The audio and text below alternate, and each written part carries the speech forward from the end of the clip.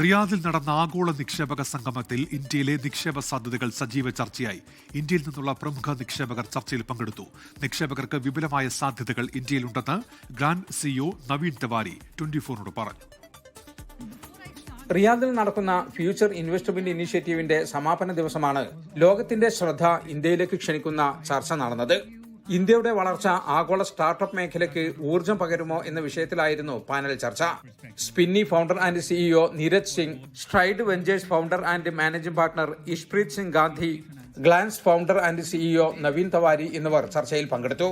ഇന്ത്യയുടെ വിപുലമായ നിക്ഷേപ സാധ്യതകൾ ലോകത്തിനു മുമ്പിൽ കാണിക്കാൻ ഇതിലൂടെ സാധിച്ചതായി നവീൻ തവാരി 24നോട് പറഞ്ഞു.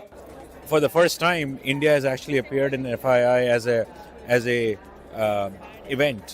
It is an increasing sign of India's technology being adopted and accepted at the global financial forums, and I think it's a great sign. The event was phenomenal. I think it is one of the best events that I've seen. It is so enormous. Indian startup മേഖലയുടെ വളർച്ചയും ആഗോള സമ്പദ് വ്യവസ്ഥയിൽ അത് ചെലുത്തുന്ന സ്വാധീനവുമാണ് പ്രധാനമായും ചർച്ചയായത്.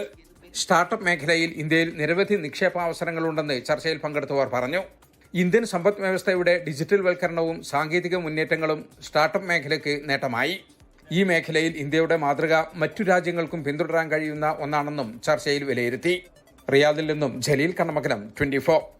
ലോകത്തെവിടെയായാലും ഏത് സമയത്തും 24 വാർത്തകളും ഓഗ്മെന്റഡ് റിയാലിറ്റി പാക്കേജുകളും എക്സ്പ്ലെയിനറുകളും വിശദമായി കാണാൻ ഞങ്ങളുടെ യൂട്യൂബ് ചാനൽ നിങ്ങൾക്ക് സബ്സ്ക്രൈബ് ചെയ്യാം.